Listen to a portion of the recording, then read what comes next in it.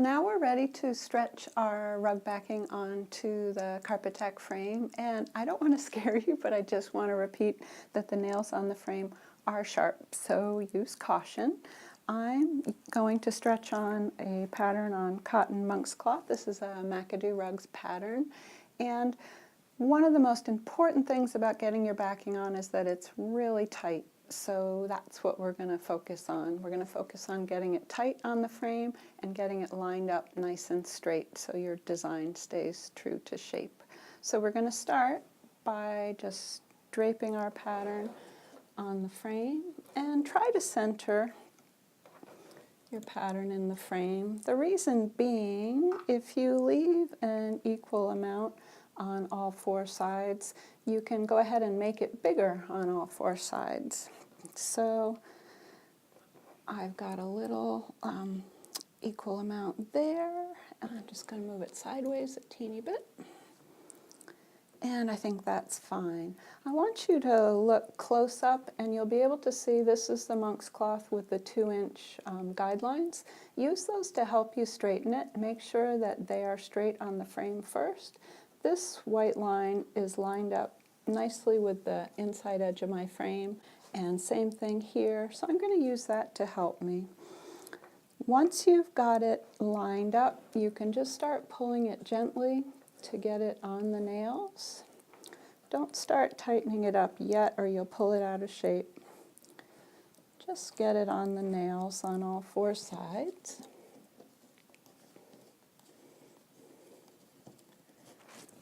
And then you just want to eyeball it and make sure that it's still straight. And once you get it on there like that, you're ready to really tighten it up. And I like to sit down to do that part.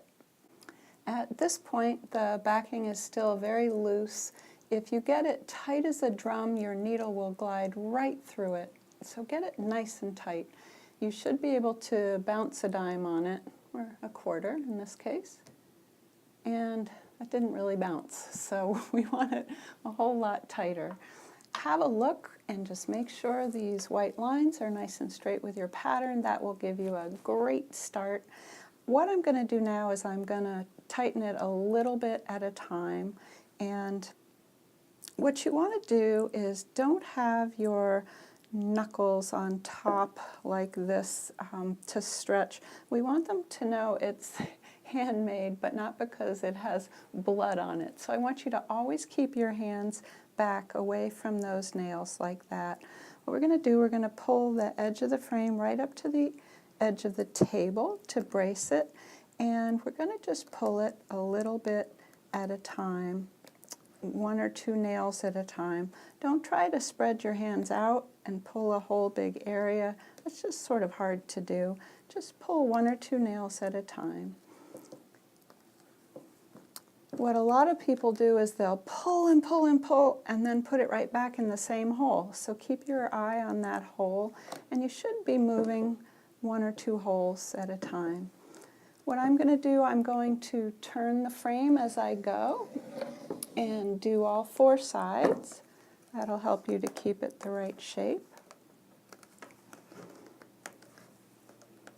I've got my hands back safely away from those nails.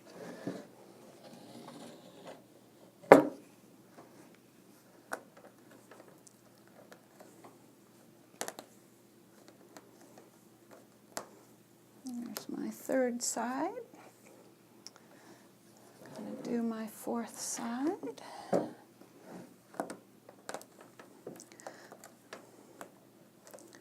So one thing you want to be careful of is when you pull it, you can sort of loosen the ones next to it, if you know what I mean.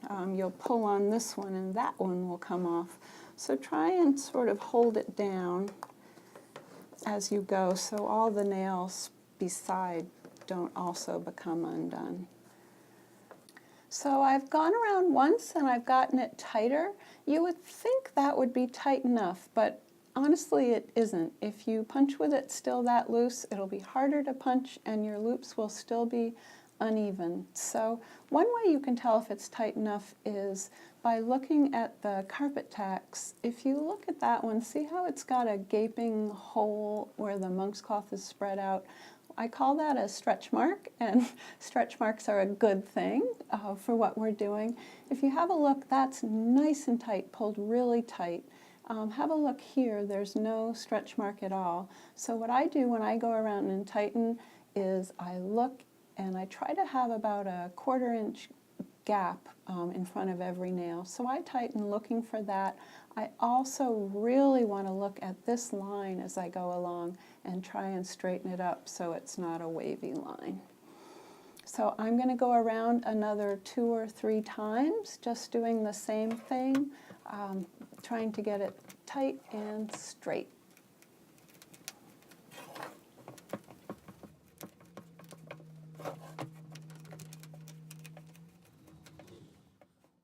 So now it's nice and tight, tight as a drum. We're going to do the quarter test to see if it bounces. And it does, so we're in good shape. Speaking of shape, after you have it nice and tight, have a look at the shape of your pattern on the outer edge and make sure that your lines are nice and straight. Here it's crooked, I've got a little dip, and that's because I'm actually missing a carpet tack. The same thing has happened here. There's no tack and there's a dip. So to fix that, what you're going to do is you're just going to stretch this tight to straighten it up, and we're going to thumbtack this into place. So you don't want to tack into the carpet tack strip, you want to tack right into the nice soft pine. It's just too hard to tack into the strip. So we're going to line it up, pull it straight, and put in our thumbtack, and that solves the problem nicely. Do the same thing here, pull it straight, and go ahead and thumbtack it. And you might need to do that in several places. So the last step is to cover up these nails before you start working, and you're just going to put your felt on top of them, and I like to run my finger along each side to make sure no nails are sticking out, and I'm good. I'm going to staple this on with a thick batting like this. I am using 3/8 inch staples, and I'm going to put 4 to a side. Don't staple them this way. If you do, this can still flip-flop and you can still get cut by the nails. Instead, put them in that way. And I like to do 4 to a side. Staple them all down, and then you are ready at long last to punch. Yay!